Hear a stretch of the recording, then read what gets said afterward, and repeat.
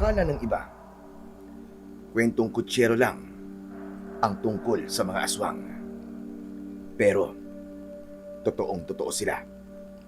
Nakita ko sila, mata sa mata, dito sa probinsya ng Isabela. At hindi ko lang sila basta nakita, kundi nakaharap ko pa sila sa isang matinding labanan na hindi ko kailanman malilimutan.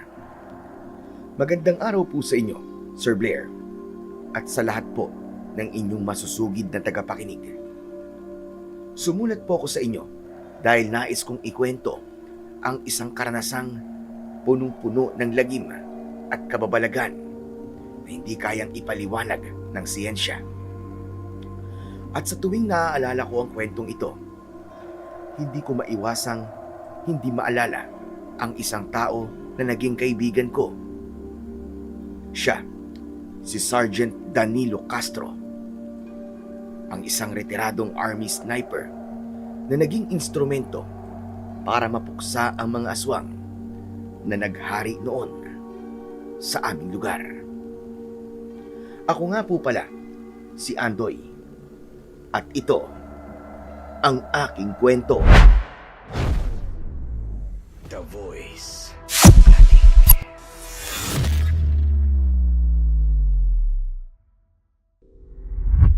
Ano bang ginagawa nyo?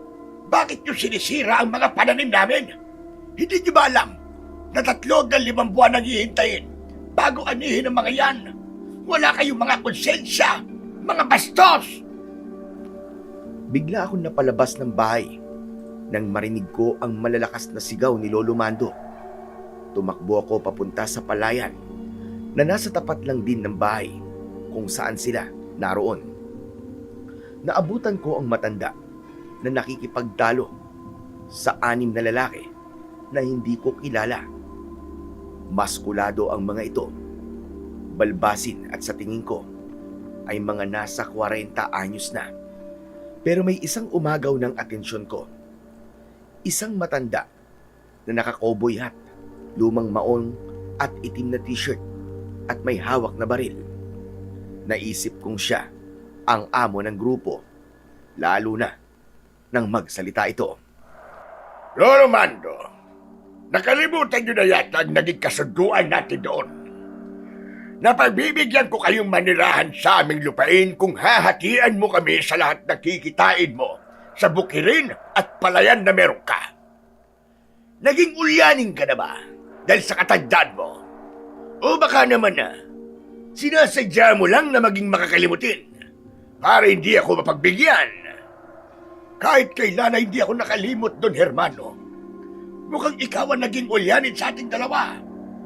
Sinabi ko na noon sa iyo na kahit magunaw pa ang mundo, ay hindi ako sasang-ayon sa gusto mong mangyari. Dahil sa simula't-simula pa lang, amin talaga ang lupain ito.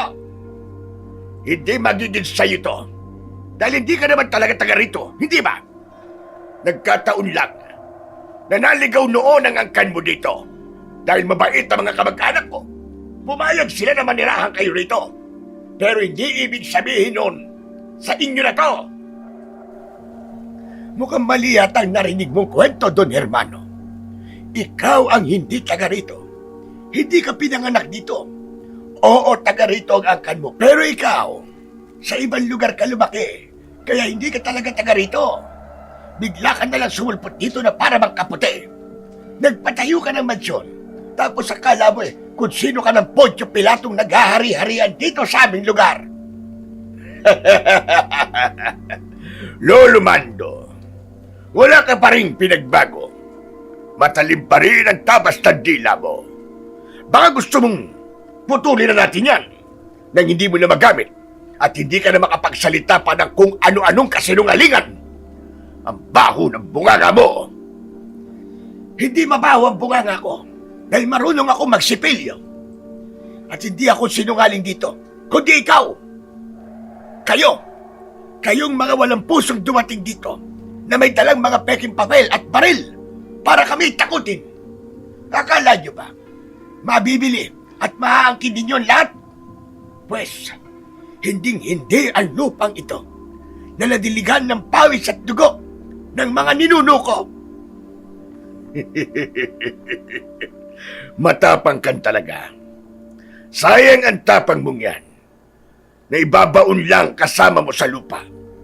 Wala kayong laban sa akin kahit pagreklamo ka pa sa pinakamataas na huwes. Sa akin pa rin ang pabor. Marami akong pera. Kayo, meron ba kayo nun? Talagang magrereklamo ako dahil wala ka ng respeto. Tignan mo, sinira mo ang mga pananim ko. Tapos binabastos mo ko sa sarili kong teritoryo. Sinasabi ko sa'yo, Don Hermano, hindi mo kilala ang binabangga mo. Akong hindi mo kilala, Lolo Mando. Sa tingin mo ba, ay masisindak mo ko sa mga ganyan-ganyan salita? Isang utos ko lang sa mga tauhan ko. Kaya kong ipalibing ng buhay ang buong angkan mo sa mismong palayan na ipinagmamalaki mo. Kaya kong palitan ng simentong bawat lupang tinatapakan mo. Huwag mo kong idaan sa mga tapang-tapangan mo na yan. Dahil wala kang laban sa pera at bala. Hindi ako natatakot sa iyo, Don Hermano. Kagaya ka lang din ng mga sakim at mapang-abusong taong minsan ko nang nakaharap at nakalaban. Wala kang pinagkaiba sa kanila. At tulad nila, kaya-kaya din kitang burahin sa mundong ito. Talagang palaban ka ring matanda ka. Hindi ka talaga pasisindak. Sige, kung yan ang gusto mo. Mga bata, bigyan ng leksyon ang isang ito. Pagkasabi mismo ng matandang nakasombrero, umabante kagad ang dalawa sa mga maskuladong lalaki. Nakakuyom ang mga kamao nila at diretsong naglakad palapit kay Lolo Mando. Mabilis ko silang hinarangan. Bago pa sila makapanakit, itinaas ko ang dalawa kong kamay at puwersahan kong itinulak pa atras ang dibdib ng pinakaunang lalaki para matigil siya sa paglapit. Ginawa kong panangga ang sarili kong katawan. Teka, tumigil kayo! Hindi nyo kailangan manakit o gumamit ng dahas para lang sa lupa. Pwede naman natin pag-usapan ng maayos to eh. Hindi solusyon ng karahasan para sa ganitong problema. Antoy, tumabi ka dyan! Hayaan mo silang lumapit para malaman natin kung hanggang saan naaabot ang yabang ng mga bayarang yan. Apong, nag-iisip ka ba? 6 po sila oh. Hindi uubra ang mga salita mo dito. Mapapatay nila tayo. Maawa naman po kayo. Manahimik na muna tayo para hindi na lumala pa ang sitwasyon. Nagmamakaawa ko sa inyo, Apong. Sige na. Wala kang alam sa akin. Hindi mo pa nakikita ang kaya kong gawin, kaya ulitin ko. Umalis ka dyan sa harapan ko.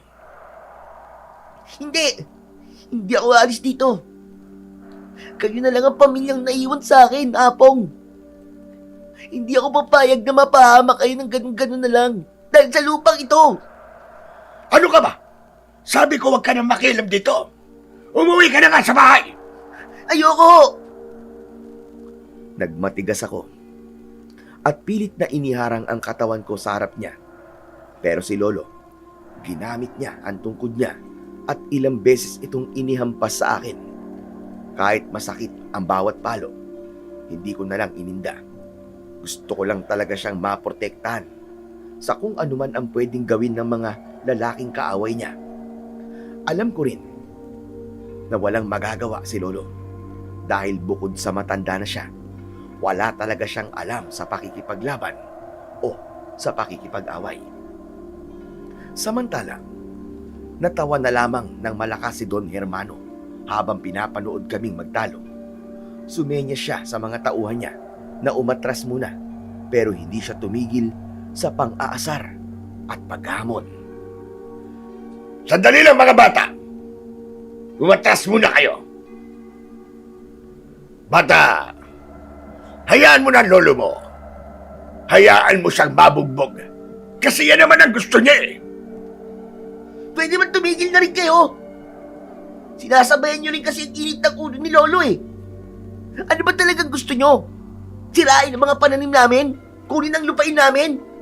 Ang lawak-lawak ng Isabela, pambihira naman kayo. Tapos ito sa amin pa talaga ang trip na trip niyong angkinin. Aba! Mukhang palaban din ang isang ito ah. Ano? Nagmana ka rin sa pagiging matabas sa dila ng lolo mong kalbo? Eh kung sabay ko na lang kayong patumbayin ngayon, talagang hinahamon niyo ko ha? Napalingon ako kay Don Hermano nang muli niyang iangat ang baril at sa mismong noo ko na ito itinutok. Nawala ang lahat ng tapang na ipinakita ko kanina. Napalitan yon ng matinding kaba at panginginig ng buong katawan. Hindi pa man pumuputok ang armas. Ramdam ko ang lamig ng dulo nito sa balat ko. Halos mandilim na ang paningin ko. Tinignan ako ni Don Hermano ng diretso sa mata.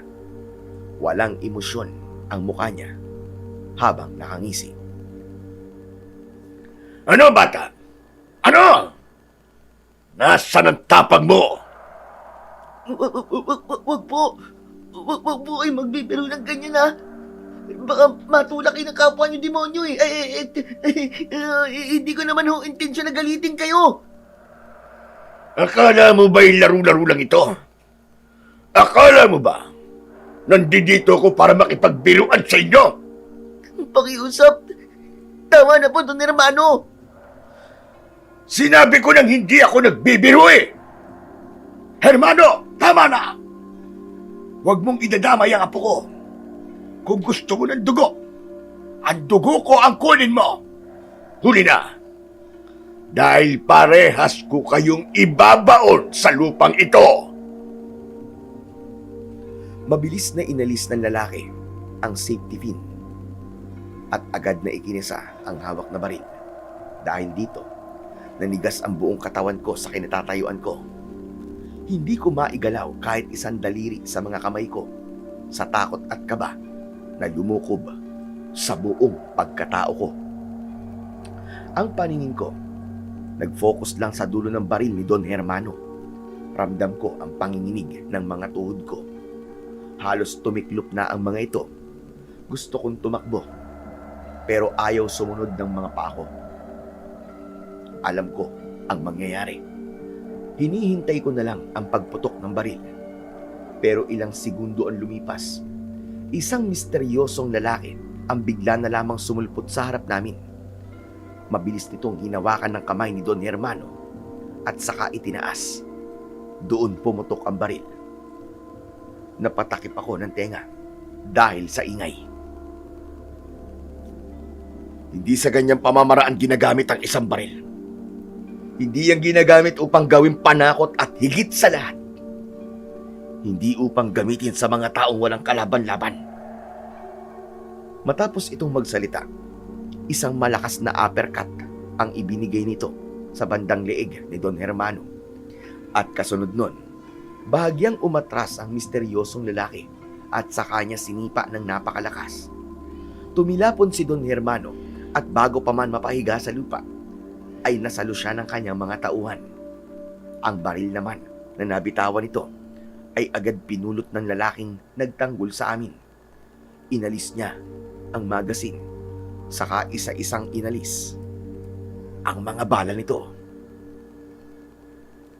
Wala kang karapatang gumamit ng ganitong baril. Dapat sa'yo baril-barilan lang. Ginagamit mo to sa walang kwentang bagay. Hindi yung balang kung gaano kasagrado ang mga sandatang tulad nito. Hindi to ginagamit para pumatay. Ginagamit to para magbigay ng proteksyon. Kaya wag ka nang hahawak ng ganito, ha?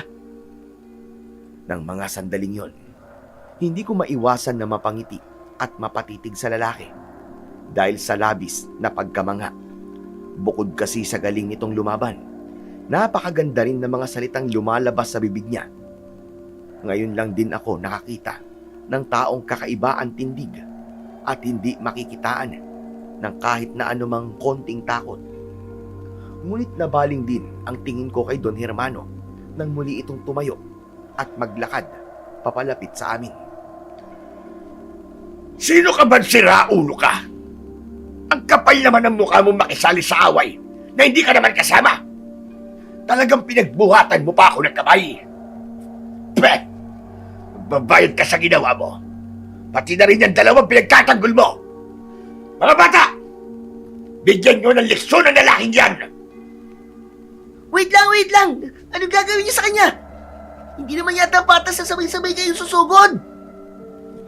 Hindi ko na natapos ang mga sasabihin ko nang iabot sa akin ng misteryong lalaki ang baril na nakuha niya kay Don Hermano. Sandali lang siyang tumitig ng seryoso sa akin at saka ibinalik ang atensyon sa 5 tauhan na nag-uunat pa at nagpapatunog ng mga daliri. Magiging mabilis lang to. Sila ang tuturuan ko ng leksyon. Sigurado po ba kayo? Oo, bata. Akong bahala. Nag-unat din ng kanyang leeg ang misteryosong lalaki. Pagkatapos, inihanda nito ang sarili at nakaposisyon na para bang magboboksing. Unang sumugod ang isang tauhan ni Don Hermano. Nagpakawala ito ng malakas na sipa, ngunit napigil din ng hawakan ng misteryosong lalaki ang kanyang paa. Pagkatapos, gamit ang siko, ay malakas niya yung pinatama sa dibdib ng kalaban. Kaya naman diretso yung bumagsak sa lupa at halos hindi na makahinga. Grabe! Napakagaling niya, Lolo! Sino po ba ang misteryosong lalaki na yan? Pamilyar siya sa akin. Ngunit hindi ko masyado maalala. Para bang nagkita na kami noon. Teka, kailan at saan ba yun? Sunod na sumugod ang ikalawang tauhan. Nagpakawala yon ng sunod-sunod na suntok. Kaya naman, sunod-sunod na pag-iwas din ang ginawa ng misteryosong lalaki sa pamamagitan ng pagyuko, pag-ilag sa kanan at sa kaliwa. Parang alam na alam niya ang nagiging kilos ng kalaban. Ilang sandali pa, nang makakuha ng buwelo, ay sunod-sunod niyang pinagsusuntok sa dibdib at panga ang kalaban. Napakabilis ng kanyang mga kamao na halos hindi ko na makita. Kasunod nun, gamit ang kanang kamao, ay isang suntok sa kaliwang muka ang pinakawalan niya. Tumalsik ang lalaki at diretsong bumagsak sa lupa na wala ng malay. Grabe! Buhay pa ba yun? Parang di na yata umihinga. Sa tingin ko buhay pa naman. Mukhang pinatulog lamang sandali. Grabe! Kung ako ang sumalo ng mga suntok na yun, baka sa sementeryo na ang tuloy ko. Apong, paano niya kaya nagawa yun? Hindi ko rin alam, Apo. Walang iyan! Mga inutil! 5 kayo, pero pinatumpala kayo ng isang kalaban! Nakakahiya kayo! Mga wala kayong silbi! Sumugod kayo! Sumugod kayo ng sabay-sabay! Pagkasabi nun ni Don Hermano, agad na pumilos ang 3 lalaki. Hindi na sila nagdalawang isip. Sabay-sabay na sumugod sa lalaki. Hindi man lang umatras ang lalaki. Nanatili lang siyang nakatayo sa gitna hanggang sa pinalibutan siya ng 3. Kuya tagapagligtas! Mag-iingat ka! Huwag kang mag-alala, bata. Dahil sila ang dapat na mag-ingat sa akin. Sa pagsugod ng 3 nitong kalaban, ay agad niyang hinila ang isa sa mga yon. Mabilis na sapak sa muka ang pinakawalan niya dito at bigla yung nawalan ng malay. Inihagis niya yon sa isang tabi at sunod na inatake ang isa pa gamit ang kanyang 2 daliri sa kanang palad. Para bang patalim niya itong pinagtutusok sa likod at leeg ng kalaban. Kaya naman, halos magsuka yun at nawalan din ng malay. Maya-maya pa, nagulat ako nang tumalon ng malakas ang lalaki at pagbagsak, tumama ang isa nitong paa sa tiyan ng huling biktima. Napakalakas talaga nun na nagpatalsik sa tauhan ni Don Hermano.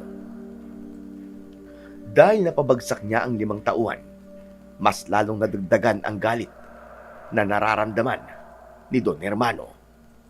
Walang hiya ka! Sino ka man talaga? Anong karapatan mong harangin ako?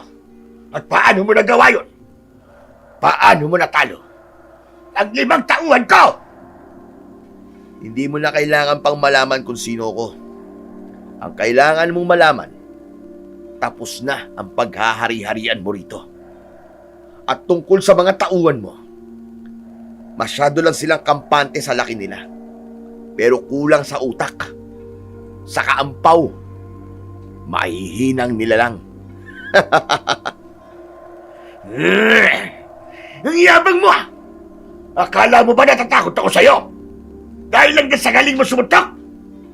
Hindi mo alam kung sino ang kinakalaban mo. Ang kapal ng mukha mo manghimasok dito! Hindi ako nangihimasok. Tignan mo nga yung paligid mo, hermano. Ikaw ang may dala ng baril. Ikaw ang may dala ng mga bayarang tauhan. At ikaw yung nananakot sa mga taong walang kalaban-laban. Huwag mong baligtarin ang kwento rito. Kaya kong bumaliktad ng kahit na anong kwento. Kaya hindi mo alam kung ano ang pinapasok mo. Para sabihin ko sa'yo, hindi ako nang aapi dito. Binabawi ko lang kung ano ang akin. Itong lupa na to, pagmamay-ari ito ng angkan ko. At ako'y tagapagmana. Ang akin ay akin. Kung talagang iyo ang lupa, edi daan mo sa tamang proseso. Huwag mong ilagay sa kamay mo ang batas. Magaling kang magsalita. Mukhang may pinag-aralan ka. Masyado kang kampante. O siya, sige. Sa ngayon, pagbibigyan muna kitang damuho ka. Pero ito tatandaan mo. Mabalik ako dito para bawiin ang lupa ko. At hindi ako titigil. At ipinapangako ko, dadanak ang dugo dito. At hindi mo na ako mapipigilan. Galit na naglakad palayo si Don Hermano. Halatang hindi niya matanggap ang kanyang pagkatalo. Ang mga tauhan niya, pati na yung mga pinatumba ng misteryosong lalaki, nagkamalay na at nagkakanda kumahog na bumangon. Walang lingon-lingon, tumakbo sila palayo sa amin na para bang mga asong bahag ang buntot. Yung iba nga ay halos madapa pa sa pagmamadali. Ilang saglit pa, sumakay na sila sa kanilang sasakyan, pinaandar at umalis. Humarap sa amin ang lalaki. Tapos ay sa kanya pinulot ang baril ni Don Hermano na nahulog sa lupa kanina. Seryoso ang mukha niya habang sinusuri ang armas. Pagkatapos ay inilagay niya ito sa loob ng kanyang bag. Muli siyang tumingin sa amin ni Apong. Sigurado akong di na babalik ang mga yon. Hindi nyo na kailangan mag-alala pa. Nako, maraming salamat sa iyo, iho. Matagal nang nanggugulo si Don Hermano sa amin, pati na sa ibang kapwa ko magsasaka. Ngayon lang siya nagkaroon ng katapat, at ngayon ko lang din siya nakitang natakot at napaatras. Kahanga-hanga ang ginawa mo, Amang. Oo nga po, Manong. Saka, grabe, ang galing niyong makipaglaban. Paano niyo po natutunan yun? Yung sumuntok at sumipa ng gano'n, yung pow, pow, pow, pow, pow! Parang sa mga pelikula ko lang po napapanood yun eh. Baka pwede niyo po akong turuan na makipaglaban. Para sa susunod na bumalik dito si Don Hermano, ako na ang susuntok sa pagmumukha niya. Babasagin ko talaga ilong nun. Ano ka ba naman, Andoy? Maiya ka naman sa kanya. Kung ano-ano sinasabi mong kabulastugan. Mabuti pa, magpasalamat ka na lang din sa kanya. Ay, sorry po. Hindi ko lang po talaga maiwasan na mamangha sa inyo eh. Maraming salamat po pala sa pagliligtas at pagtatanggol mo sa amin ng lolo ko, Idol. Hayaan niyo po. Kapag kinakailangan niyo rin po ng tulong, bukas na bukas po ang bahay namin. Tama ang apo ko. Kung kailangan mo ng bigas, mga prutas at gulay, handa kami magbigay kahit ano. Masuklian lamang ang kabutihang loob na ipinakita mo sa amin. Hindi nyo na ho kailangan pansuklian ang tulong na ginawa ko. Trabaho ko po yun. At kahit kailan, hindi ako tatalikod sa tungkuling sinumpaan ko. Sige ho, mauuna na po ako. Seryosong tumalikod ang lalaki sa amin. Ngayon ko lang napansin nang malapitan ang suot niya. Suot niya ang Type B na uniforme ng militar. Yung digital camouflage na kombinasyon ng iba't ibang shades ng berde, brown at itim. Medyo kupas nga lang. Pansin ko rin ang mga peklat sa kanyang braso, leeg at sa kaliwang pisngi na nagpapatunay na hindi ito ang unang beses na nakipaglaban siya. Malinaw na sa akin ngayon kung bakit ganon siya kaswabe kumilos at makipaglaban. Sa palagay ko, ay isa siyang matinik na sundalo. Sandali, Manong. Ano po pala ang pangalan nyo? Lumingon ang lalaki sa akin, sabay ngumiti. Sinagot niya ako at sinabi niyang siya, si Sergeant Danilo Castro. Matapos banggitin ang pangalan niya, umalis na siya. Bigla kong napatingin kay Lolo. Tulala pa din kasi siya at para bang nag-iisip. Nang di ako makatiis, agad ko siyang tinanong. Lo, bakit? Ano pong iniisip nyo? Kilala niyo po ba ang taong yun? May naaalala lang ako. Kapangalan niya kasi yung anak ng kaibigan ko noon. Danilo Castro. Nag-aral yun sa Baguio sa isang sikat na military school. Nakita niyo po ba yung anak ng kaibigan nyo? Oo naman, pero medyo bata pa siya noon. Ay naku, hayaan mo na nga. Baka naman kapangalan lang. Sa bagay. Pero, aalamin ko kung sino talaga siya, Lo. Bilang pasasalamat, ay dapat magbigay tayo sa kanya ng kahit na ano. Pwedeng gulay, prutas, bigas, o kaya naman kahit na anong pagkain. Pwede ko po siyang dalan araw-araw. Saan kaya siya nakatira, no? Para mapuntahan ko siya. Bakit hahanapin mo? Wag na. Wag mo na siyang kulitin at baka maabala mo lang siya sa trabahong ginagawa niya. Pero Lo, buhay natin na iniligtas niya. Buhay natin. Hindi man lang ba natin siya pasasalamatan? Kahit konting ani lang natin, Lo. Yung mga gulay na kinuha natin sa taniman, ibibigay ko yun sa kanya. Gusto ko lang talagang makabawi kahit papano. Ay nako, sige. Kung yan ang magpapatahimik ng loob mo at ng bunganga mo, ay gawin mo. Oh, ba't po kayong tatawa? Ay wala. May naaalala lang ako. Hanga talaga ako sa tapang ng lalaking yon. Naalala ko tuloy nung kabataan ko. Para bang ganun din ako Matapang, malakas, at matipuno. Uwe, si Lolo talaga oh. Kung ano-ano naalala niya. Damuho ka! Totoo sinasabi ko! Aba, baka kala mo nung kapanahunan ko, pag naglakad ako sa kalsada, naglalabasan sa bintana ang mga gandang dalaga para lang sumilip sa akin, para ako'y silayan. Hindi man ako nakapagsuot ng ganyang klaseng uniforme katulad sa lalaki. Napatumba ko naman yung pinakamaton sa kabilang baryo nang walang kahirap-hirap. Kaya wag mo akong mawewewe dyan. Baka ikaw ang wewehin ko. Sabi ko nga po, kayo na talaga ang pinakamatikas, pinakamatapang. Wala nang kukontra. Pero Lo, kung bata pa po siguro kayo, naku, hindi po siguro uubra yung yabang nun Don Hermano na yun. Aba, kahit naman matanda na ako, hindi pa rin uubra ang kayabangan ng duwag na yon. Kaya ko pa din siyang lumpuhin kung gugustuhin ko. Sus, yan na naman kayo, Louie. Alam niyo po, parang tama rin si Don Hermano Minsan, puro lang po kayo salita pero wala naman kayong gawa. Kung di nga ako umarang kanina, baka nabaril na kayo nun Abat lintik na batang ito Ako, puro salita. Binabastos mo ba ako? Hindi ko naman kayo binabastos sa hapong. Kayo naman, oo. Masyado naman kayong seryoso. Hindi naman po kasi kayo malakas at magaling kagaya ni Mang Danilo. Ay, joke lang ho, joke lang. Lagi na lang nagiging biro sa'yo ang lahat. Kaya ni minsan, hindi ko naisip na pasahan ka ng kaalaman at kakayahan na meron ako. Dahil baka gamitin mo lang yun sa kalokohan. Po? Teka, ano pong ibig niyo sabihin? Dun sa kaalaman at kakayahan? Wala. Kalimutan mo ang sinabi ko. Hindi na mahalagang malaman mo pa ang tungkol doon. Dahil mukhang hindi mo rin naman so seryosohin. Ito naman si Lolo, oh. Pa-mysterious effect pa eh. Ginagaya mo pa si Mang Danilo eh. Yee! Idol niya rin si Mang Danilo. Tigilan mo na nga yung mga payiyi mo sa akin. Hindi uso sa akin yan. Ang kulit mo talagang bata ka.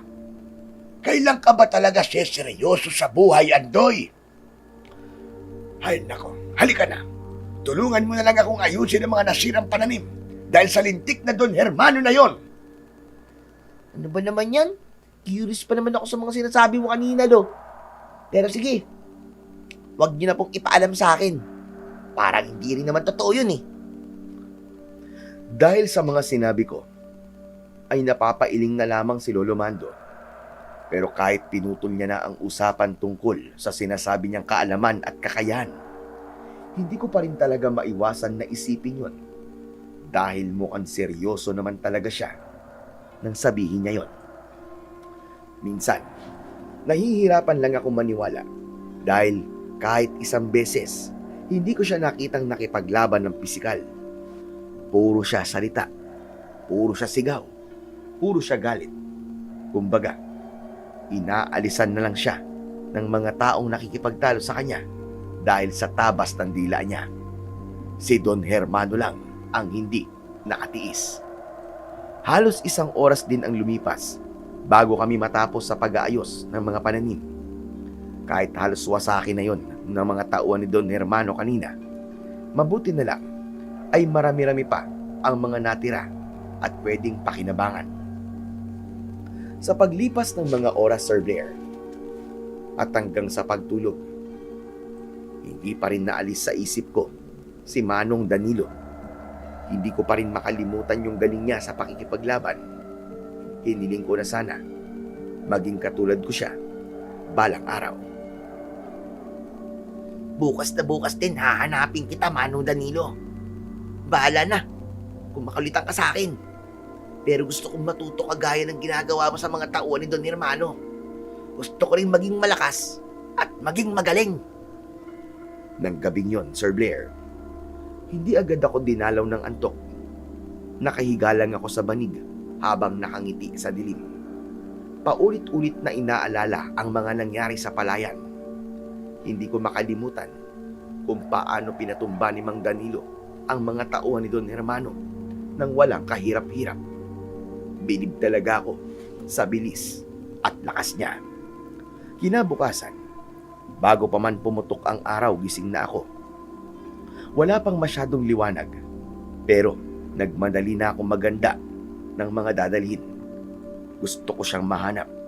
Kumuha ako ng isang malaking basket at maingat kong inilagay doon ang mga sariwang ani namin.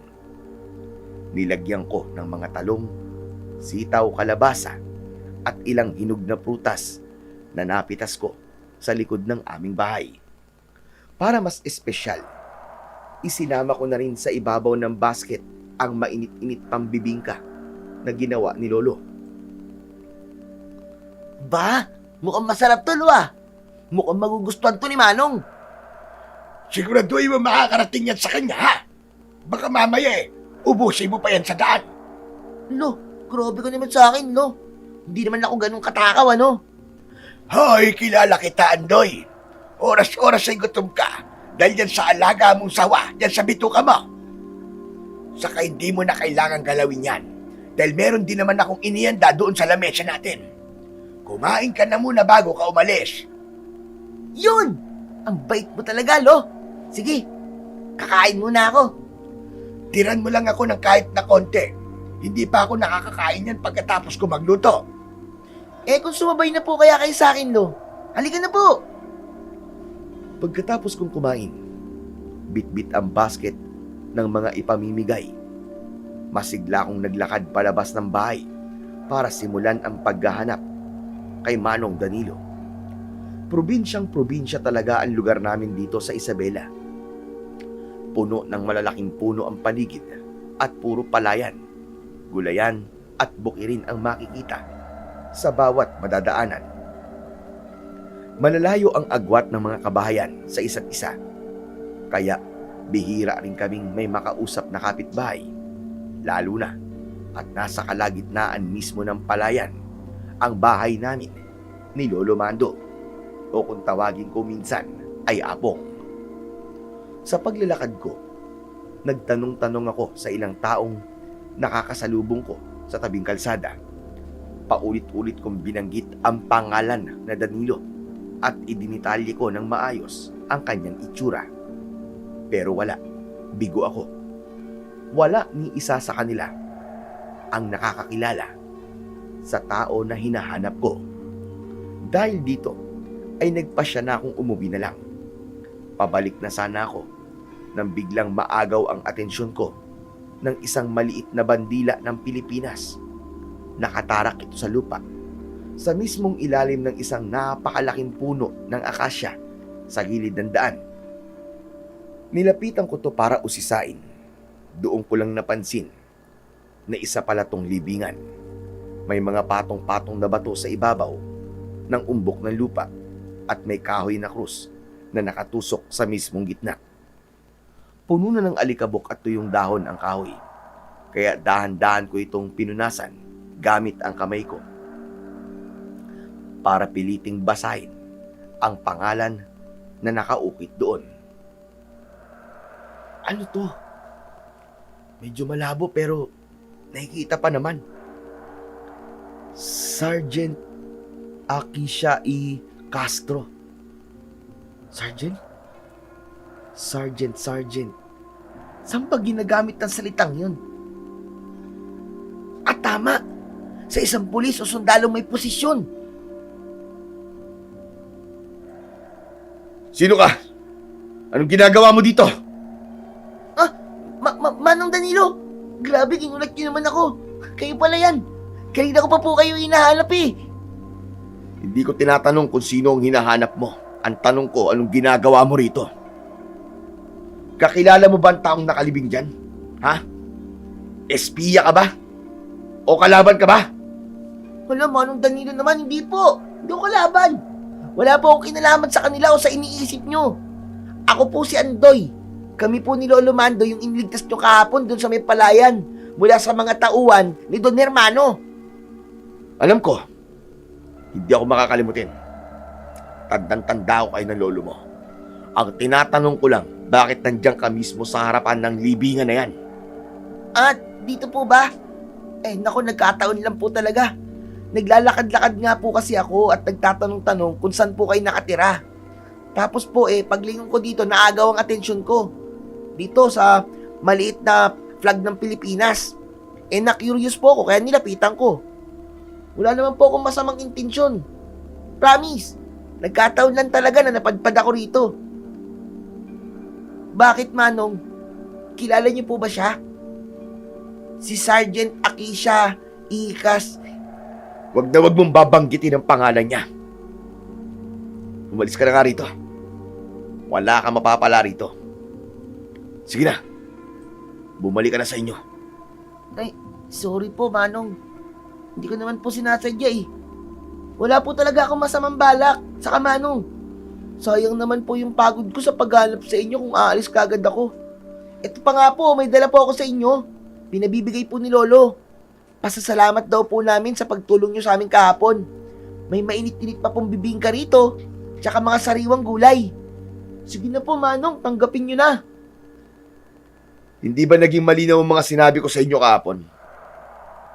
Ang sabi ko, hindi nyo na kailangan suklian pa ang tulong na binigay ko. Dahil hindi ako humihingi ng kahit na anong kapalit. Opo, Manong, alam ko naman po yun. Siguro po isipin nyo na lang bigay na lang po namin to. Parang regalo. Idol, sige na. Tanggapin mo na to. Umuwi ka na. Marami pa akong gagawin.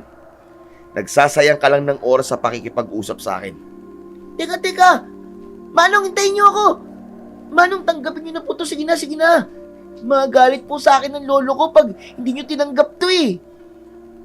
Hindi ako nagpatinag at sinundan ko talaga ang mabilis niyang lakad. Kahit na sinabi niyang umuwi na ako, ramdam kong hindi niya naman ako pinapalayas ng tuluyan. Kaya patuloy ko siyang kinulit ng kinulit na tanggapin ang dala kong pasalubong sa kanya. Naglakad kami ng naglakad hanggang sa makarating kami sa isang masukal na bahagi ng gubat.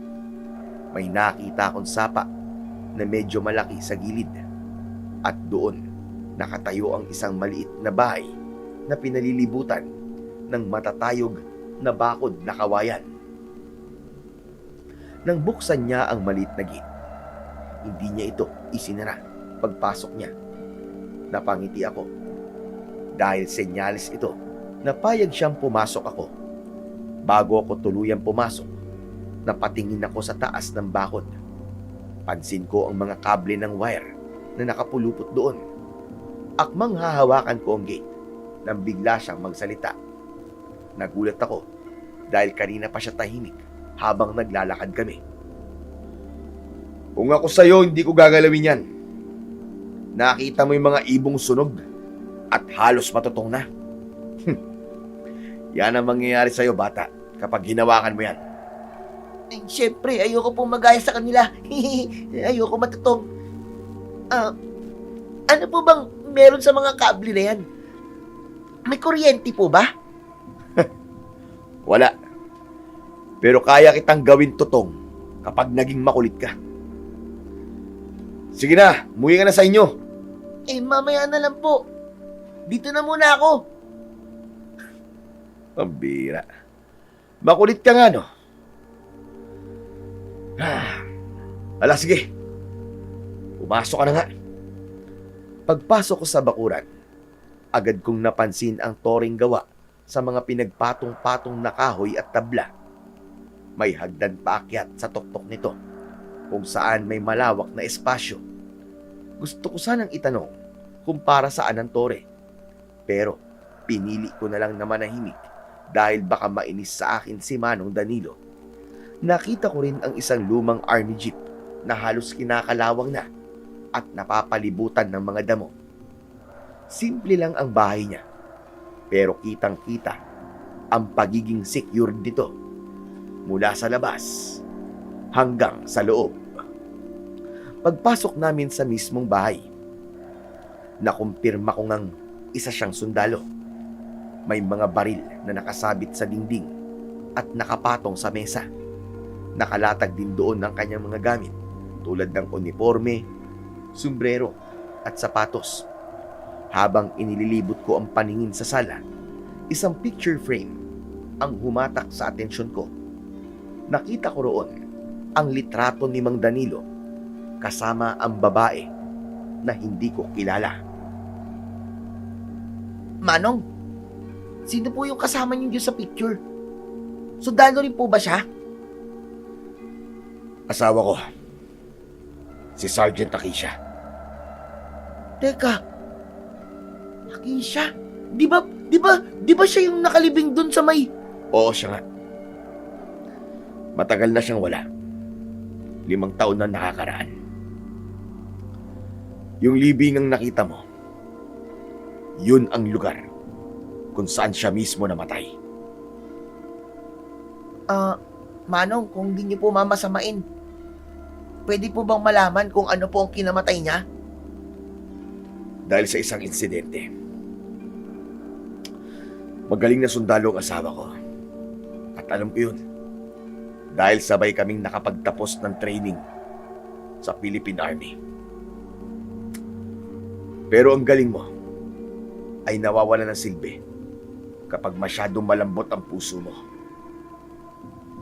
Yun ang kahinaan ng asawa ko. Bakit, Manong? Ano po ba nangyari?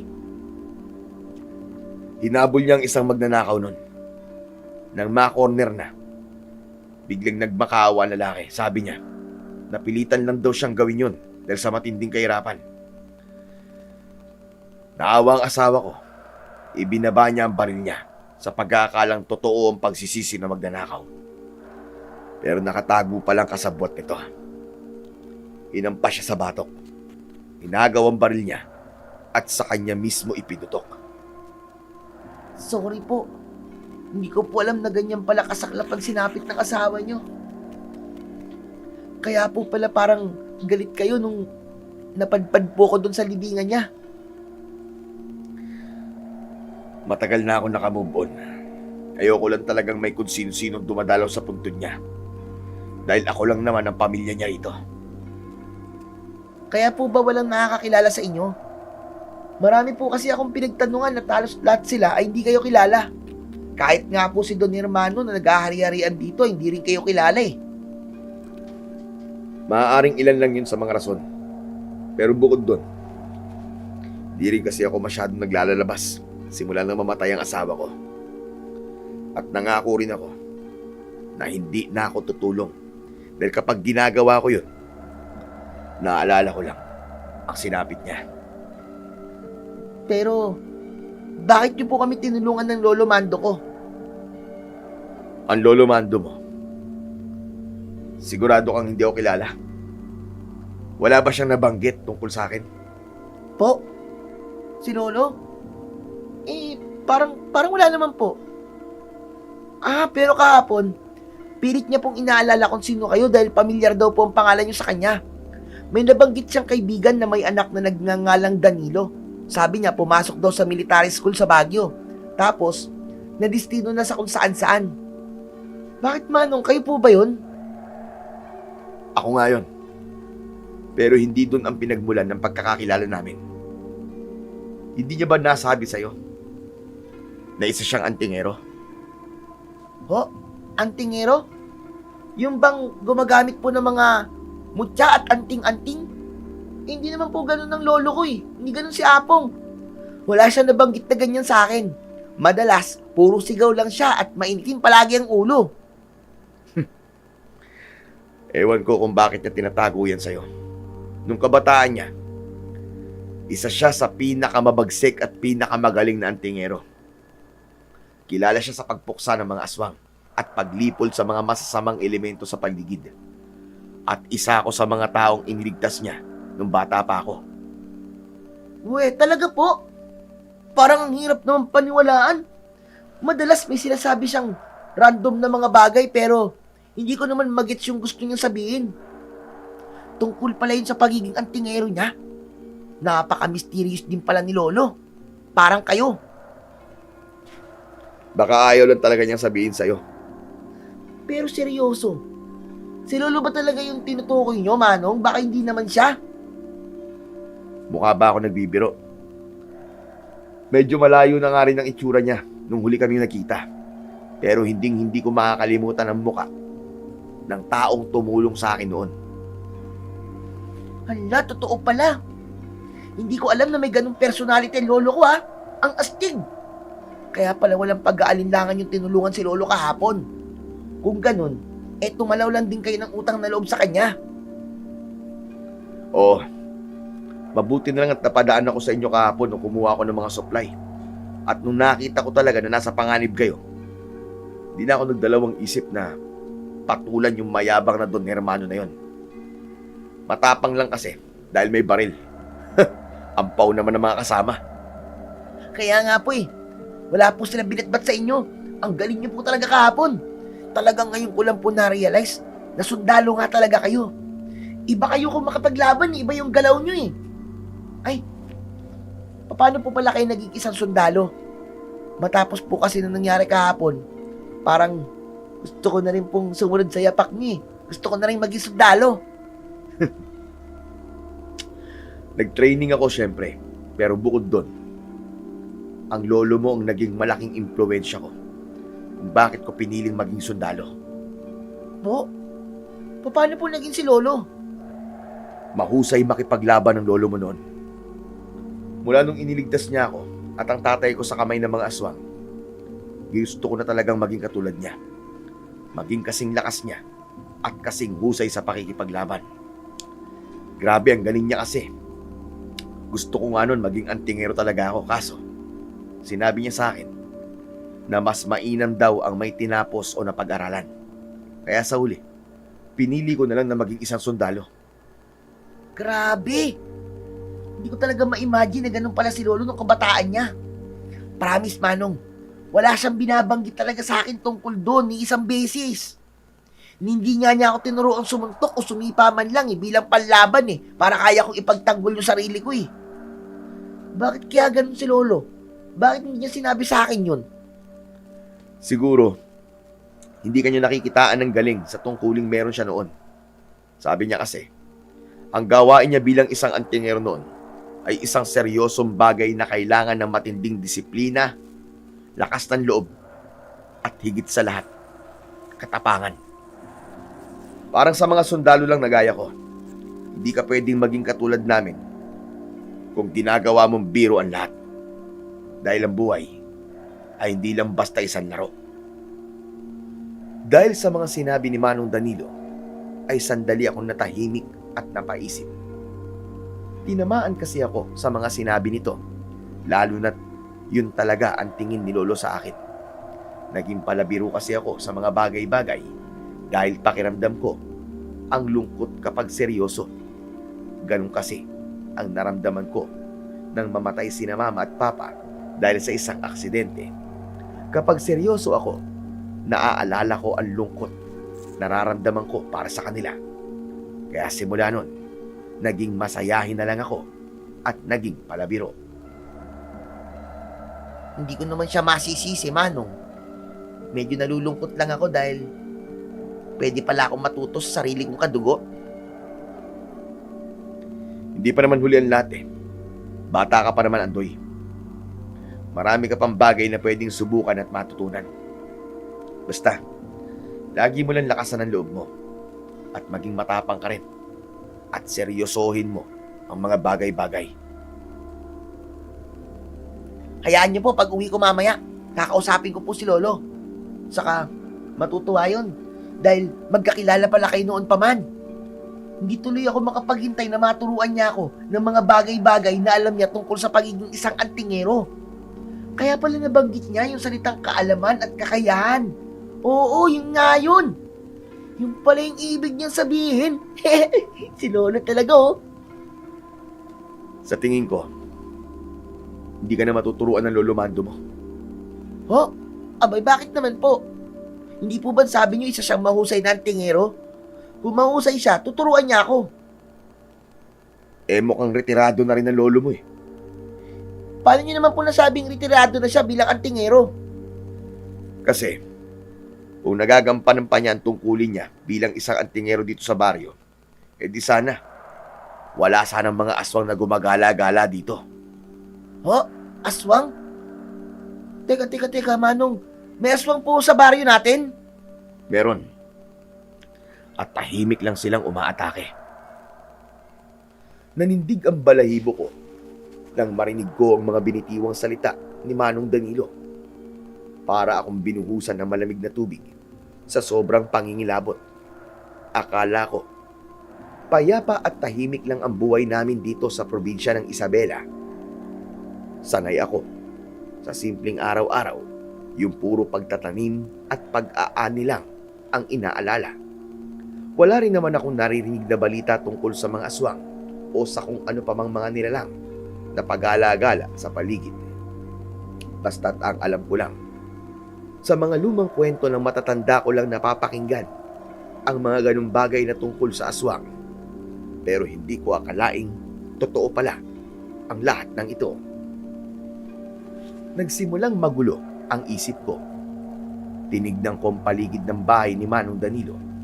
Biglang naging nakakatakot ang bawat anino at bawat kaluskos ng dahon sa labas. Kung totoo nga ang mga sinasabi niya, ibig sabihin, hindi lang pala si Don Hermano ang dapat naming katakutan. May mas malalaking panganib na nagtatago sa dilim na hindi ko man lang namalayan sa loob ng mahabang panahon. Teka lang ho, hindi po ba kayo nagbibiro? Hindi, Andoy. Totoo ang sinasabi ko. Hindi ako nagsisinungaling. Bakit? Gusto ba silang makita? Hala, nakakatakot naman po yun. Parang di ko po kaya eh. Oh, akala ko ba? Gusto mo din maging matapang at magaling. Ang sabi mo gusto mong sumunod sa yapak ko o ng lolo mo. Natatakot po kasi ako eh. Baka po kasi bigla tayong mapalaban at saka... Bakit naman tayo mapapalaban? Eh, hindi naman tayo susugod. Ipapakita ko lang sa'yo. Alam mo, mabuti pa. Umuwi ka na muna. Sabihin mo sa lolo mo kung ano ang mga nalaman mo ngayon. Lahat-lahat sabihin mo. Tapos saka ka bumalik dito. Marami tayong pagkikwentuhan. Po? Pwede po akong bumalik dito? Oo naman.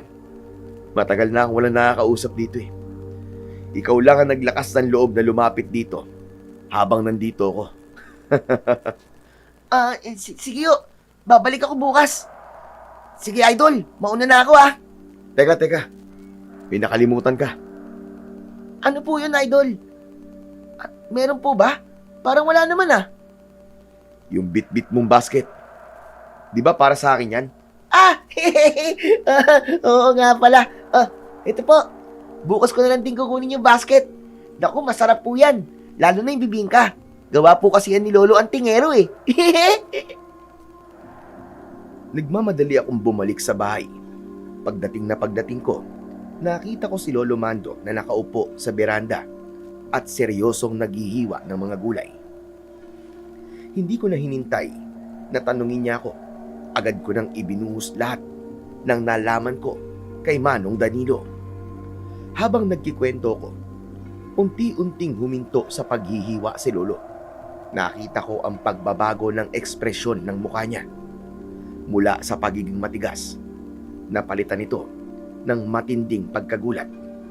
Binaba niya ang hawak na kutsilyo at napasandal sa upuan. Hindi makapaniwala si Lolo na ang taong nagligtas sa amin kahapon ay ang bata na tinulungan niya noon sa gitna ng panganib at totoong anak ng kaibigan niya. Siya pala ang batang yon. Sobrang laki na ng pinagbago niya. Alam mo bang, napakapatpati niya noon.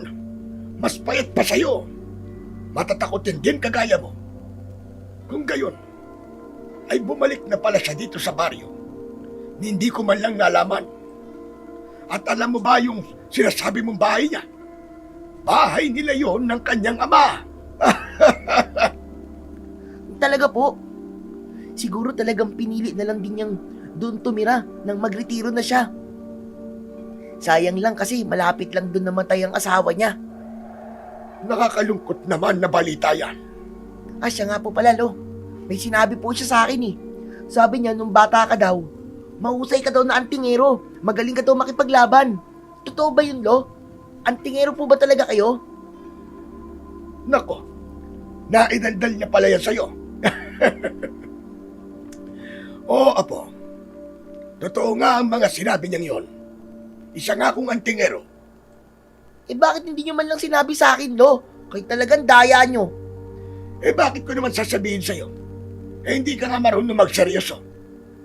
Lahat na lamang ng bagay ay dinadaan mo sa biro. Saka wala akong makitang dahilan para sabihin sa'yo yun. Kasi wala eh. Wala akong makitang katangian sa'yo na pwede kang pasahan ng tungkulin ko o turuan na maging antingero. Katulad ka lang din ng tatay mo. Ayaw maging antingero. Saka ikaw, hindi ka din handa. Baka mapahamak ka lamang kung pipilitin kita. Kahit di niyo naman po ako turuan eh. Ang mahalaga lang sa akin malaman yung tungkol sa nakaraan nyo. Nung nagkikwento nga po si Mang Danilo, hindi ko maiwasan na mamangha sa inyo, Lo eh. Akala ko po kasi, puro lang kayo salita at sigaw. Lo, nahusgahan ko po kayo tuloy doon. Ang pagsasalita ko sa mataas na boses at pagsigaw-sigaw ng malakas ay likas na sa akin. Lalo na ngayong matanda na ako. Mahina na ako. Hindi ko na kayang makipaglaban sa pisikal. Kaya naman sa salita ko bumabawi. Parang panakot na rin sa lahat ng taong umaapi sa atin. Paano po yan, Lo? Mapuputol na lang po ba ng ganun-ganun na lang ang tungkuling antingero sa pamilya natin? Kasi, hindi pala ako karapat-dapat. Sino pong pagpapasahan nyo ng kaalaman at kakayahan nyo? Wala naman po tayong ibang kamag-anak dito. May isang tao na akong naiisip. Pero hindi pa ako sigurado kung siya na nga ba talaga ang hinahanap ko. Sa ngayon, maghihintay muna ako ng tamang pagkakataon bago magdesisyon. Ay nako, yan ka na naman, Lo, sa pagiging mysterious person mo eh. Sige po, ganito na lang. Tutal, hindi nyo rin naman ako tuturuan ng tungkol sa pagiging isang antingero. Bakit hindi nyo nalang po ikwento yung tungkol sa mga naging adventures nyo noon, lo? Sabi kasi ni Manong Danilo, kilalang kilala daw po kayo noon bilang isang mabagsik at mahusay na antingero. Marami akong pinagdaanan. Marami akong nakaharap na mga kalaban.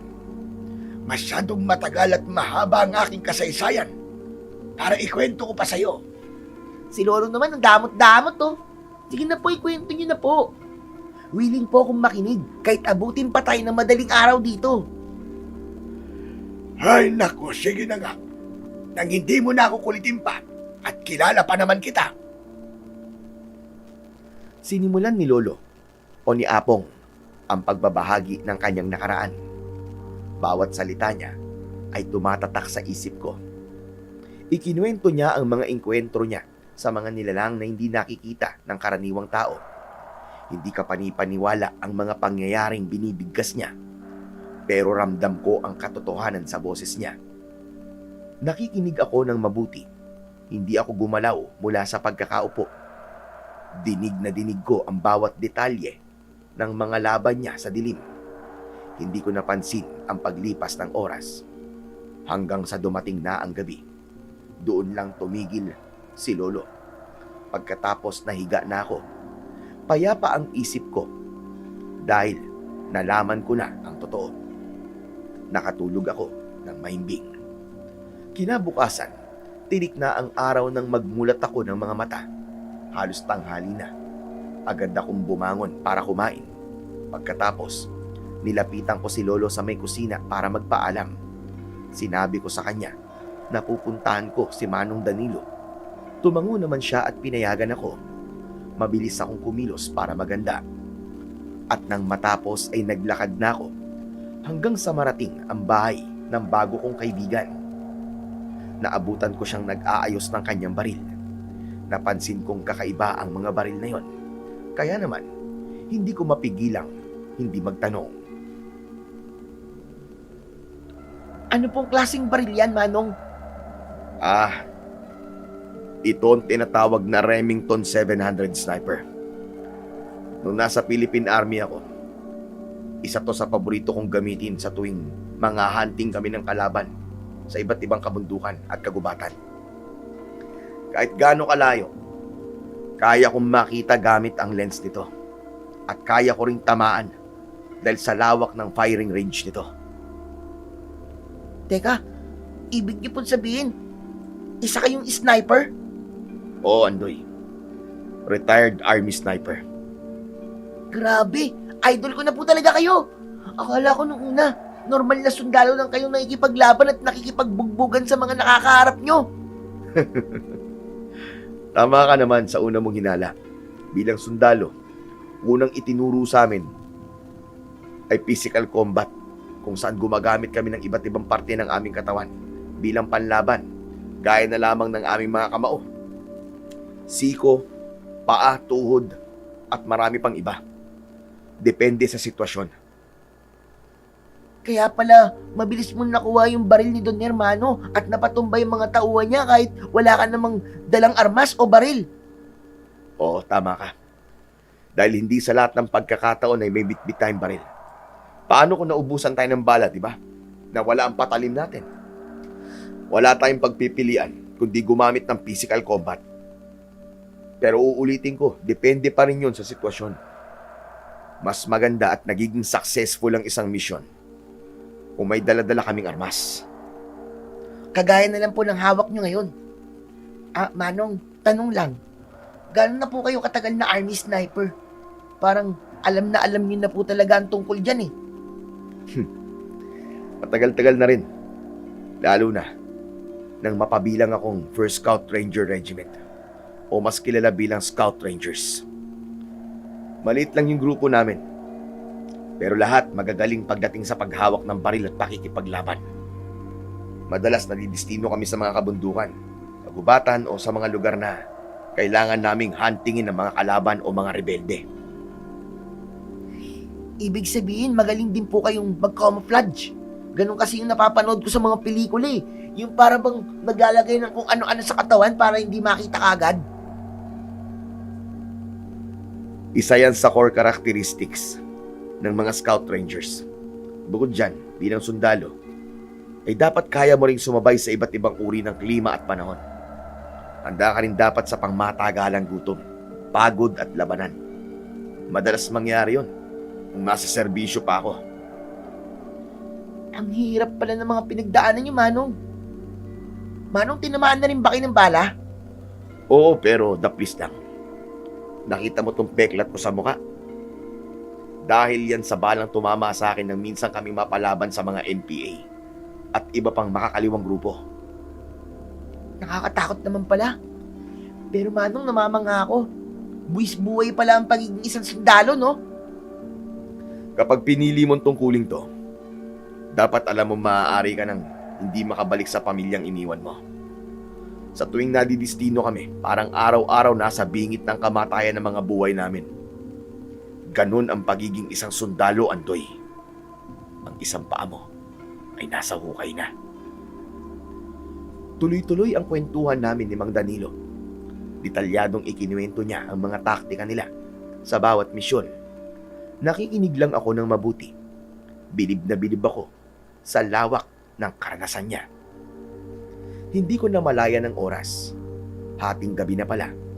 Inaya niya akong umakyat sa toring nakita ko kahapon. Sumunod ako sa kanya paakyat sa hagdan hanggang sa marating namin ang tuktok. Dito pala ang pwesto niya para mamatyagan ang buong kagubatan. Mula sa taas, kita ang bawat sulok ng paligid at doon ko mas naunawaan ang bigat ng pagbabantay na ginagawa niya gabi-gabi. Ito rin pala ang hiding spot niya para makita ang kabuuan ng kagubatan o tinatawag na high ground. Parang ang dilim, Sarge. Paano mo nakikita yung mga aswang? Ito, gamitin mo. Night vision binoculars yan. Kaya mo makita ang paligid kahit madilim o gabi na. Nang gamitin ko yon, ay labis ang tuwang nararamdaman ko. First time ko kasing makagamit ng ganitong uri ng binoculars.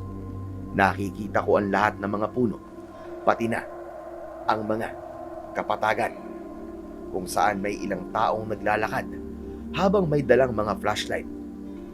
Ilang sandali nawala rin ang ngiti sa aking labi nang mapansin ko ang grupo ng kalalakihang papalapit sa isang babae na sa tingin ko ay nasa 30 anyos na.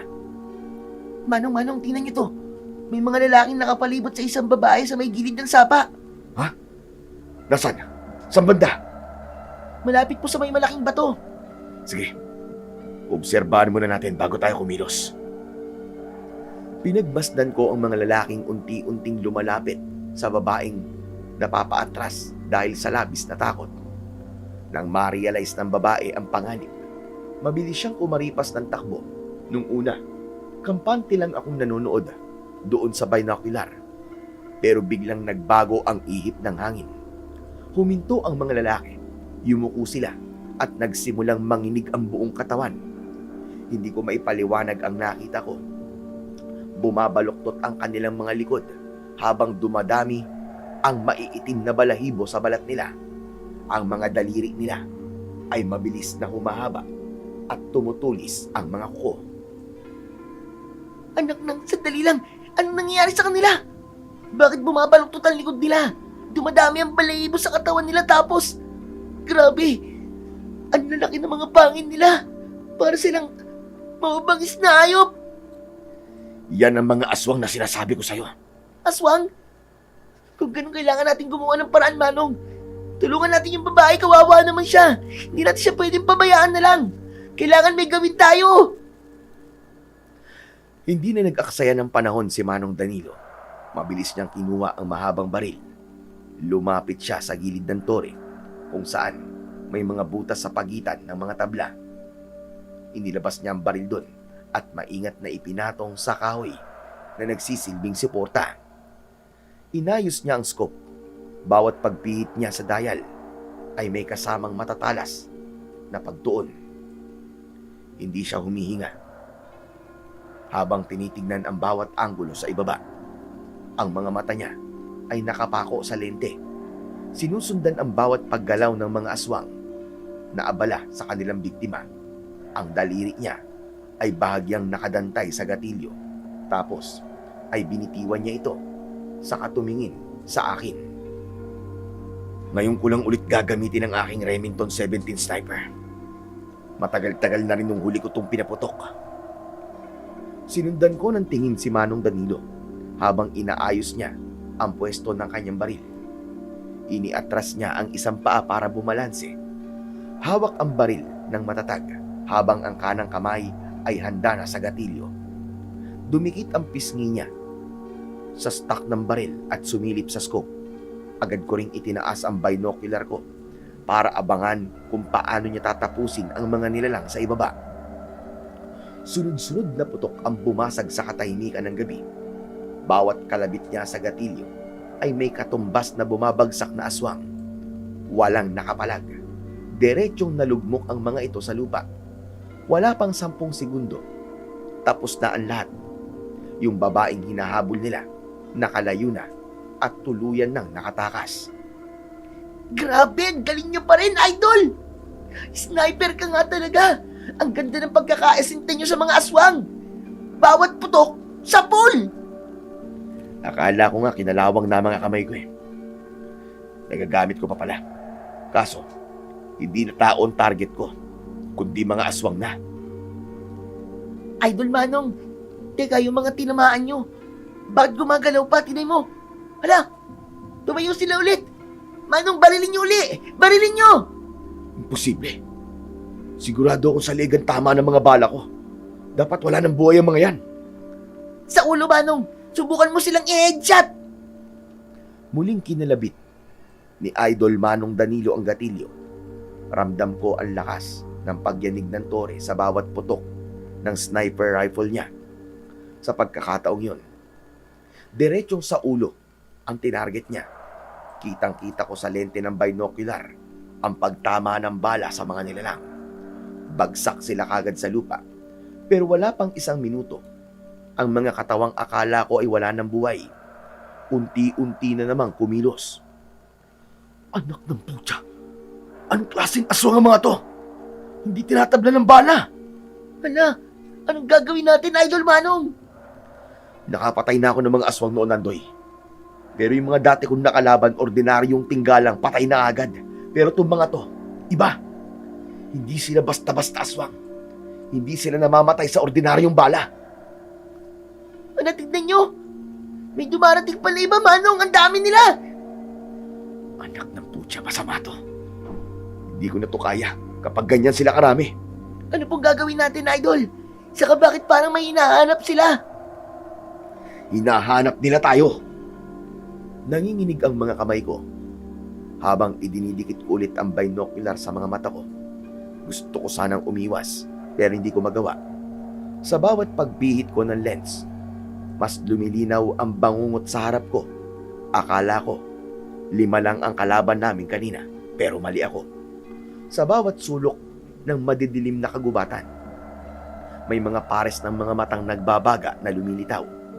Ang dami nila. Dumadami sila bawat segundo. Ano na pong gagawin natin, Idol Manong? Paano kung makita nila tayo? Paano kung ganyang karaming aswang ang sumalaki sa baryo? Mukhang kakailanganin na natin ng tulong ng lolo mo.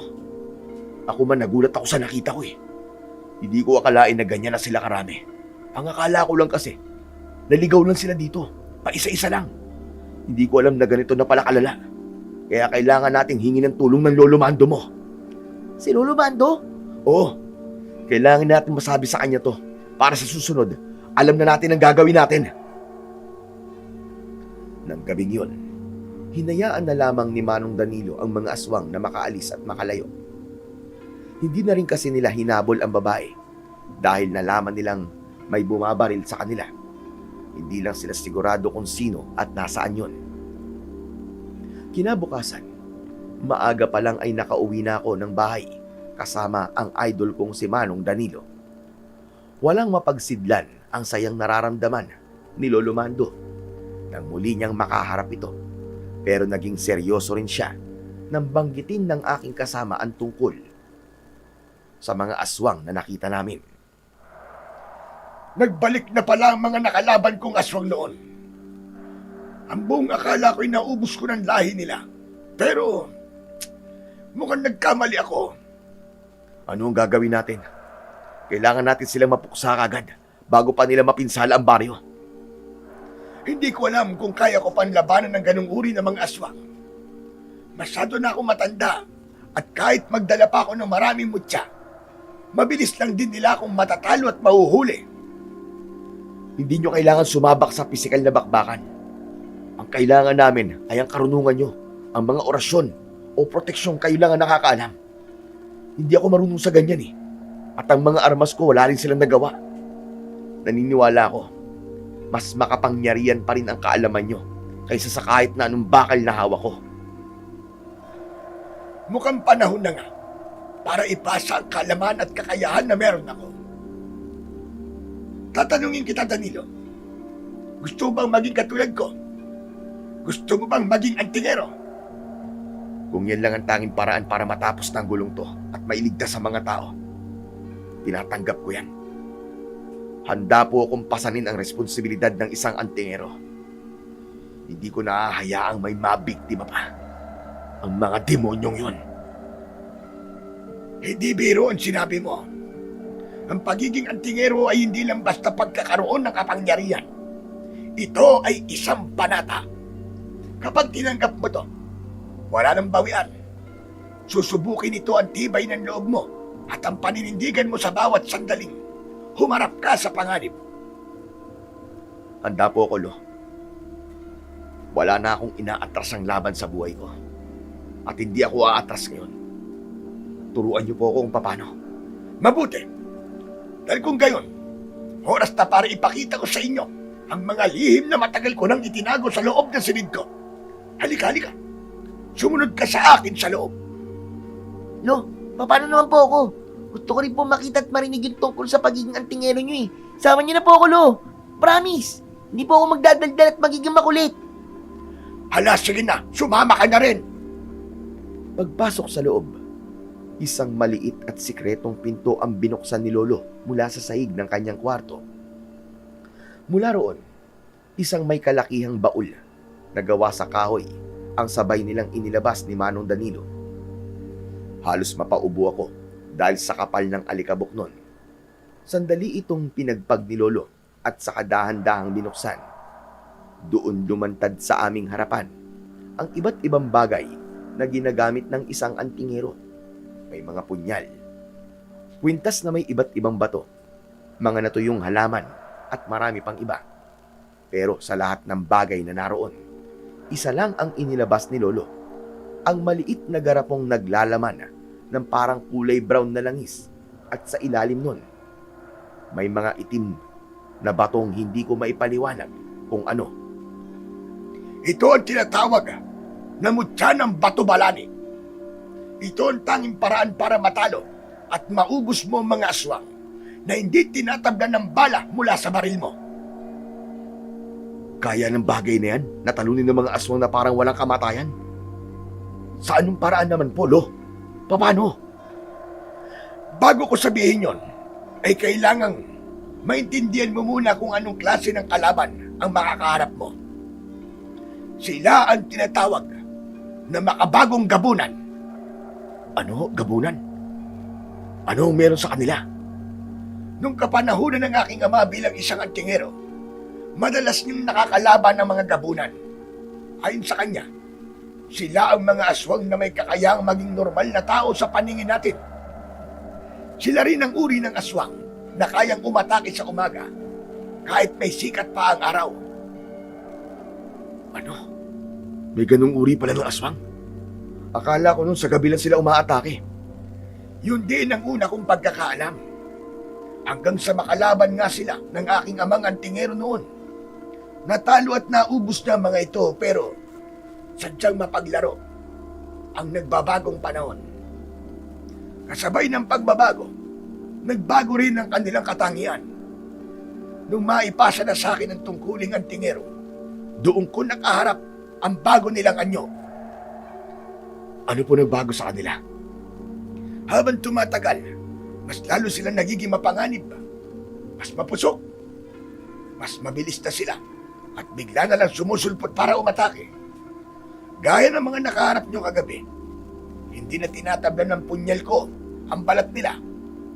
Natuto sila, Danilo. Nag-iba na ang mga nilalang na yon. Kaya nung una, nahihirapan talaga ako. Pero hindi ako sumuko. Hanggang sa natuklasan ko ang tanging solusyon. Ang mutya ng Batubalani. Pero, yun nga lo, paano gagamitin yan? Paano sila matatalo sa pamamagitan yan? Ang Batubalani ay may natural na hatak sa itim na dugo ng mga aswang. Ibabad mo ang mga batong ito sa loob ng garapon na may espesyal na langis. Yung langis na yun ang kailangan mong gamitin. Baril lang po ang sandatang meron ako. Kung ganun, pwede kong ibabad o pahiran ng langis na yan ang mga bala ng baril ko. Ganun na nga. Ganyan ang ginawa ko noon sa punyal ko. Dati, wala nang epekto ang talim nito sa kanila. Pero nang binabad ko ang punyal sa langis na pinagbabaran ng Batubalani, nagbago ang lahat. Hindi na nila kayang gamutin ang sugat na likhahan ng punyal ko. Dire-diretso na silang bumabagsak at namamatay. Kung gano'n, yan nga ang kailangan ko. Matapos may paliwanag ni Lolo Mando ang lahat, agad nitong iniabot ang garapon kay Idol Manong Danilo. Nang makuha, nakita ko ang pagkamangha sa mukha nito. Gaya niya, ganun din ang nararamdaman ko noong mga sandaling yon. Dahil ang inakala kong simpleng mga itim na bato at langis ay pamatay pala sa mga mala-immortal na aswang. Danilo, ipapasa ko na sa iyo ang responsibilidad na ito. Tulad ng sinabi ko, hindi lang ito basta gamit. Panata ito ng pagbabantay sa mga tao, pagbibigay ng proteksyon sa lahat. Mula ngayon, ikaw na ang magiging sandigan nila laban sa mga nilalang. Ikaw na ang bagong tagapagtanggol. Tatanggapin ko, Lo. Sisiguraduhin kong hindi masasayang ang tiwalang binigay niyo sa akin. Hindi ko hahayaang may masaktan pa sa baryong to habang hawak ko ang tungkulin yan. Mabuti kung ganon. Andoy, kailangan kong tulong mo. Ihanda mo ang mga bala ko. Iisa-isahin natin pahiran ng mga yun ng langis. Sige, Idol. Tutulungan kita. Matapos ang usapang yon, sumama ako kay Idol Manong Danilo para simulang kagad ang paghahanda sa mga kalaban. Inilabas niya ang lahat ng bala ng kanyang sniper rifle. Magkatulong namin pinahiran ng langis mula sa garapon ang bawat piraso. Naging maingat kami sa bawat galaw dahil hindi kami pwedeng mag-aksaya kahit isang patak lang ng pinagbabaran ng Batubalani.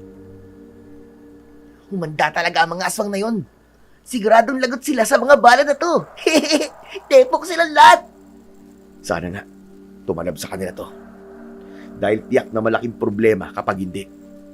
Kawawa ang mga tao sa baryong ito. Nagpatuloy kami sa aming ginagawa. Nang matapos namin ang lahat ng preparasyon, palubog na ang araw. Bago tuluyang magdilim, nagpaalam na muna ako kay Manong Danilo para umuwi at balikan si Lolo Mando. Pero pagdating ko sa tapat ng aming bakuran, bigla ako napahinto. Nawala ang ngiti ko nang makita ko ang magulong kapaligiran. Sira-sira ang bakod. Nakataob ang mga upuan at lamesa. Nagkalat ang mga gamit namin sa labas. Bigla akong nag-alala para kay Lolo. Dali-dali akong tumakbo papasok at doon ko nakita na maski sa loob ay magulo. Lo? Lo, nasan kayo? Lo? Lolo Mando! Pinasok ko lahat ng kwarto. Binuksan ko ang mga parador. Tinignan ko pati ang mga ilalim ng kama. Wala siya. Doon na ako tuluyang nilamon ng matinding takot nang lumabas ako papuntang kusina. Napako ang tingin ko sa isang maitim naman siya sa sahig. Natuyong dugo.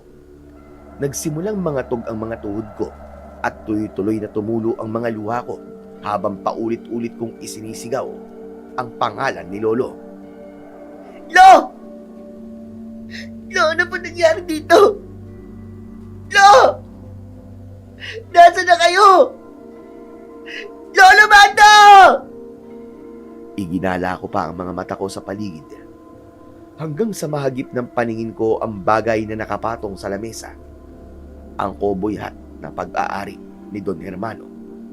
Nag-init agad ang ulo ko. Mukhang binalikan nila si Lolo at mukhang dinukot pa nila ang matanda.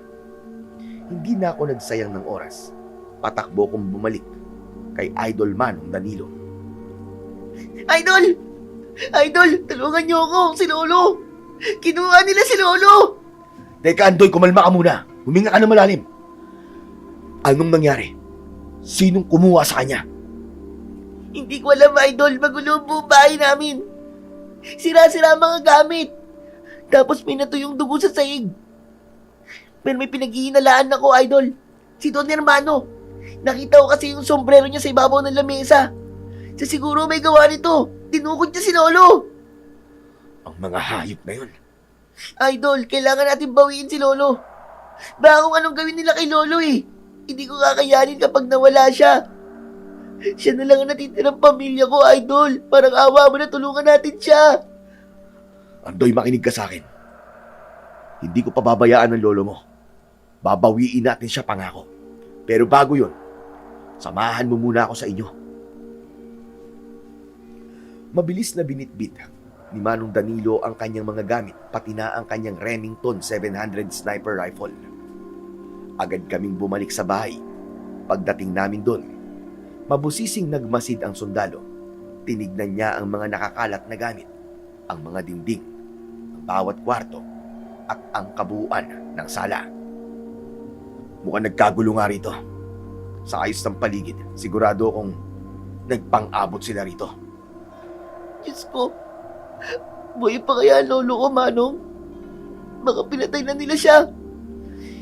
Hindi natin alam sa ngayon. Pero may magandang senyales. Heto, tignan mo ang buong sahig. Mukhang pisikal na labanan at bugbugan lang ang nangyari. Wala akong nakitang kahit isang basyo ng bala dito. Ibig sabihin, walang nagpaputok ng baril. May malaking pag-asa na buhay pa siya. Sana nga. Sana nga, Manong. Pero ito, may iba pa ako napansin. Halika rito. Tignan mo ang dingding na to. Lumapit ako sa itinuro niya. Kumunot ang noo ko nang makita ko ang mga hiwa sa tabla. Malalalim na kalmot yun at bumaon ng gusto sa mismong kahoy. Sabi ko na nga ba matagal ko nang sinusubaybayan ng lalaking yun. Noon pa man, alam ko nang may kakaiba sa kanya. At tama nga ang hinala ko. Mukhang aswang nga talaga si Don Hermano. Ano? Aswang si Don Hermano? Ganun nga, Andoy. At kung siya mismo ang personal na pumasok dito para makipagtalo at kalabanin ng lolo mo, iisa lang ang ibig sabihin yan. Isa nga siyang aswang. Sa mga sinabi na yon ni Manong Danilo, mas lalong tumindi ang kaba at takot ko. Hindi ko na nakayanan. Usang tumulo ulit ang mga luha ko. At sa sobrang panghihina ng mga tuhod ko, napaluhod na lang talaga ako sa sahig. Andoy, tumayo ka dyan. Huwag kang panghinaan ng loob. Kailangan mo maging malakas, magpakatatag ka. Para kahit papano, ay mailigtas natin ang lolo mo. Kailangan mo akong samahan. Opo, Idol. Sasama ako.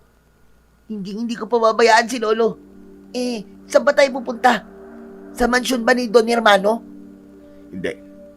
Pero kailangan ko na mataas na lugar. Naalala mo yung torre sa bakuran ko? Kailangan ko ng ganun lugar at espasyo. Teka, may alam po akong parang burol na makikita malapit dito. Halina po kayo. Sumunod po kayo sa akin. Dinala ko kagad si Manong Danilo sa isang mataas na burol na hindi kalayuan sa baryo. Pag-akyat namin, napangiti siya. Tamang-tama ang pwestong ito para sa posisyon ng isang sniper. Mula rito sa itaas, kitang-kita namin ang buong kapatagan, pati na ang papunta sa mansyon ni Don Hermano. Walang kahit anong galaw ang makakalusot sa paningin namin. Mabilis niyang ibinaba ang dala niyang bag at tahimik na inilabas ang Remington 700 sniper rifle. Maingat niya itong ipinwesto sa pagitan ng makakapal na talahib. Matapos mailapag ang iba pang mga gamit at mga inihanda naming bala, ay may kinuha siya sa loob ng bag at iniabot sa akin. Isang night vision binocular. Hawakan mo yan, Andoy. Kailangan kong tutukan ng bawat sulok ng mansyon mula rito. Ikaw ang magiging mata ko sa paligid. Oo, Idol. Ako na ang bahalang magbantay sa buong paligid. Maging alerto ka. Sabihin mo agad sa akin kapag may nakita kang kakaibang galaw, lalo na sa may mansyon o kaya naman ay sa mga gilid ng gubat. Sigurado akong marami silang nakakalat na bantay ngayon. Pinilit kong kalmahin ang sarili ko kahit gusto ko nang magwala sa sobrang pag-aalala. Tumango ako kay Manong Danilo at agad dumapa sa damuhan. Itinapat ko sa mga mata ko ang night vision binocular. Ilang minuto kong nilibot ang paningin ko sa madilim na gubat hanggang sa mahagip ko ang mga kumpol ng liwanag.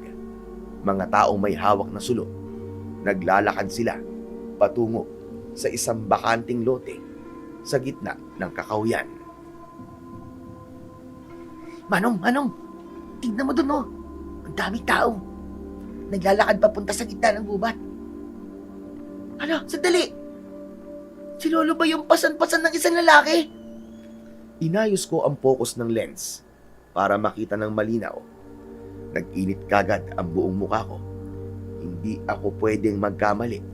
Si Lolo Mando nga ang pasan-pasan ng lalaking nangunguna sa paglalakad. Nakagapos ng mahigpit ang mga kamay at paa niya. May busal din ang bibig niya. Si Lolo! Kailangan ko siya tulungan, Idol! Bababa ako! At anong gagawin mo sa kanila? Ha? Magmamakaawa? Hindi ba't sinabi kong ayusin at ikalma mo ang sarili mo? Hindi natin kailangan makipag-usap o makipaglaban sa kanila ng harapan. Kahit nandito tayo sa taas, kayang-kaya natin silang ubusin. Wala akong nagawa, kundi ang muling dumapa at magtago sa mga talaib. Si Manong Danilo naman, pumuesto na ng maayos. Nakadapa na rin siya habang mariing nakatutok ang paningin sa scope ng sniper niya. Ibinalik ko ang tingin sa ibaba. Huminto ang grupo sa gitna ng hawan na bahagi ng gubat. Ibinaba nila si Lolo at itinali ng maigpit sa isang mahaba at nakabaong kawayan.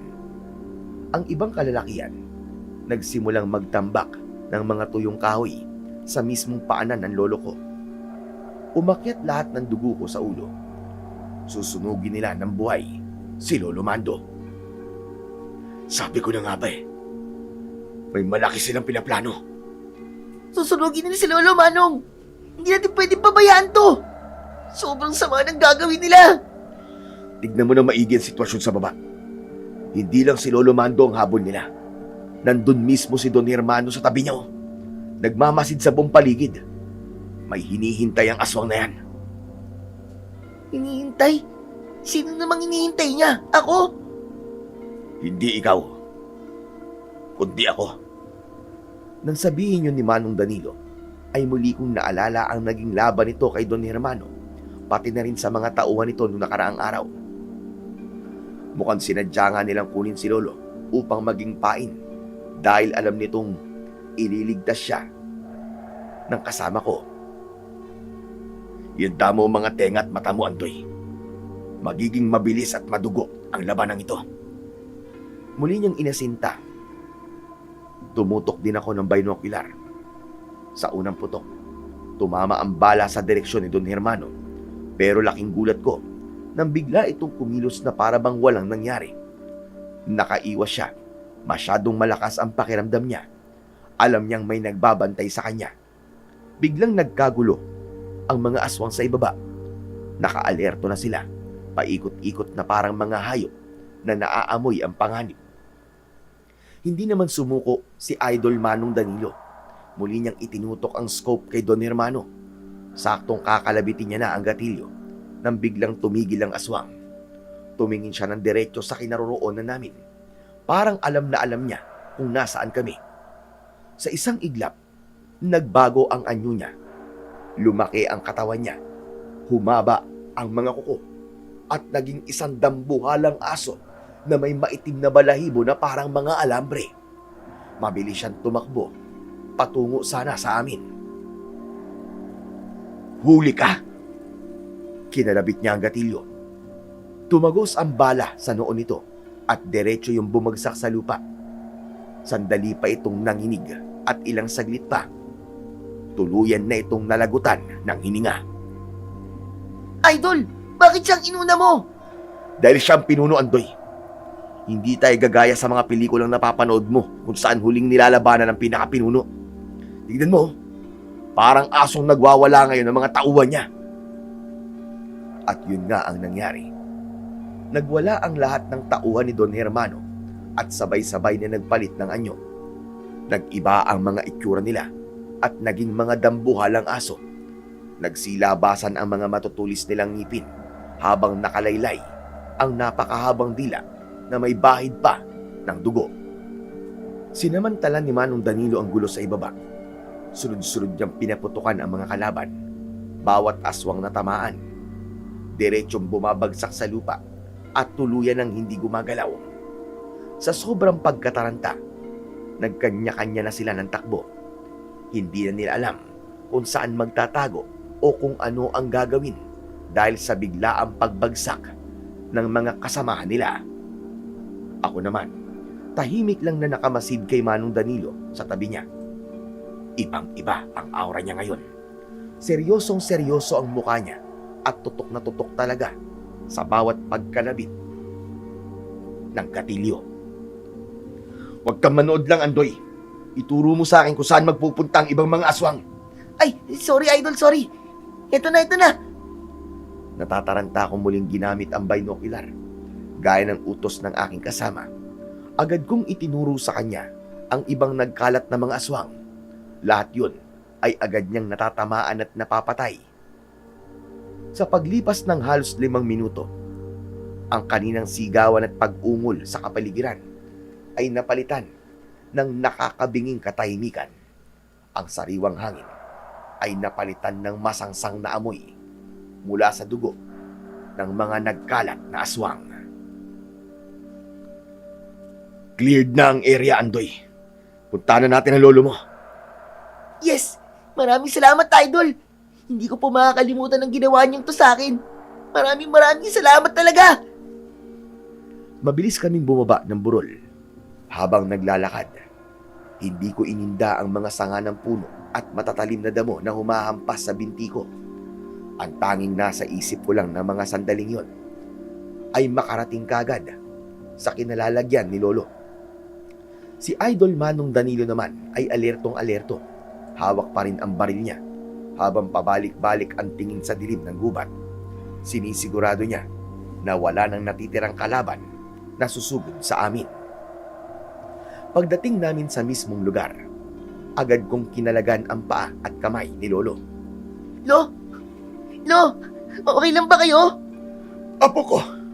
Oo, medyo okay lang naman ako. Asan si Hermano? Ang walang yun. Naunahan lang ako nun eh. Nasaan siya? Lumabas kay Hermano at magsuntukan tayo! Lo, relax. Ano ka ba? Huwag ka na nga masyadong mayabang. Wala na si Don Hermano. Patay na. Lawit ng dila. Siya po ang unang tinarget ni Manong Danilo. Ano ka mo?